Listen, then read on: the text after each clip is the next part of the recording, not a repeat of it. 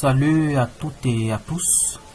Dans le grand thème calcul symbolique des mathématiques, nous vous proposons cette vidéo, n'est-ce pas, pour voir comment calculer une intégrale complexe lorsque le domaine d'intégration est ouvert. Donc il y a deux possibilités, soit le domaine est fermé, soit le domaine est ouvert.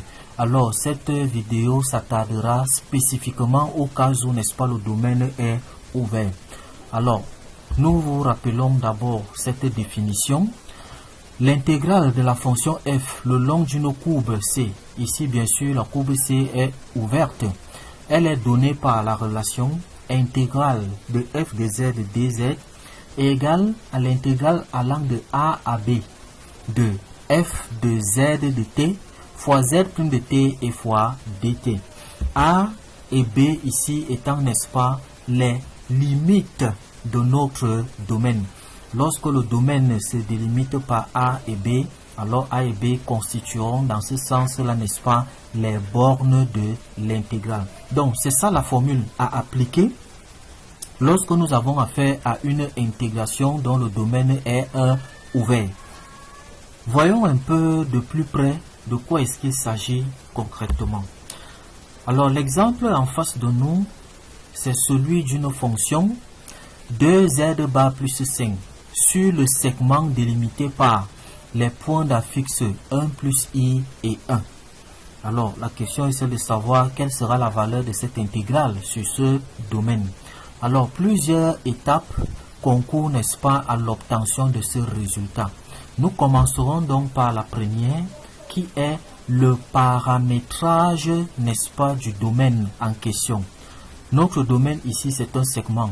Il s'agira donc de trouver une représentation paramétrique du segment délimité par les points d'affixe 1 plus i et 1.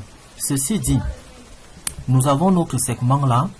Les points A et B sont là pour délimiter le segment. Et nous allons poser simplement que le point A a pour affixe 1 plus i et le point B a pour affixe 1. Bon, ça c'est sans tenir compte du repère. Et nous allons considérer tout simplement un point M quelconque se situant, n'est-ce pas, sur ce segment. Et tel que ça se voit, les trois points A, M et B sont alignés, c'est-à-dire que les vecteurs AM et AB sont collinéaires. En d'autres termes, donc, il existe un nombre réel T tel que le vecteur AM soit un multiple du vecteur AB. C'est ça qui se traduit là en termes affixes. L'affixe du vecteur AM égale à T fois l'affixe du vecteur AB. C'est donc l'interprétation de cette égalité qui va nous donner une représentation paramétrique, n'est-ce pas, du domaine. Développons donc cela pour dire que ce sera égal. Le point M, son affixe c'est Z, le point A également, on a remplacé chacun par sa valeur. Et en développant, nous trouvons donc que Z, qui est en fait l'affixe de M, c'est moins IT plus 1 et plus I. C'est donc cela qui représente le paramétrage de notre domaine, de notre segment. C'est ça qui est une représentation paramétrique de notre domaine. Et d'ici, si on applique les dérivés de part et d'autre de l'égalité, on obtiendra dz égale tout simplement à moins i dt.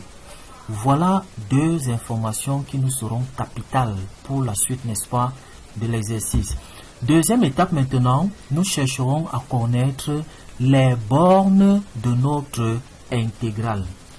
Pour ce fait, nous partirons toujours de notre représentation paramétrique, z égale à moins it plus 1 plus i.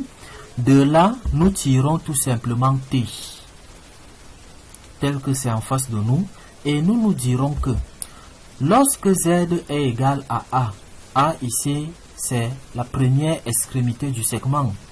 Donc, lorsque z sera égal à a, on trouvera que t égale à 0.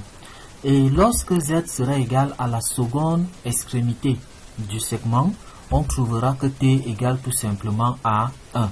Comme pour dire que les bornes de notre intégrale ne seront rien d'autre que 0 et puis 1. Deuxième étape validée.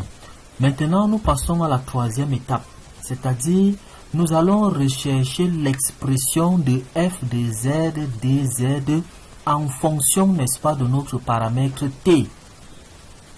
Nous avons z, nous avons dz, il ne reste plus qu'à appliquer dans la formule.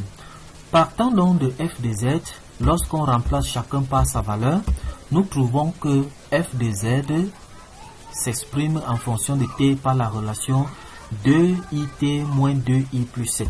De même, lorsque nous allons maintenant faire le produit f de z fois dz, cela nous donnera, n'est-ce pas, l'expression qui est juste fournie en résultat.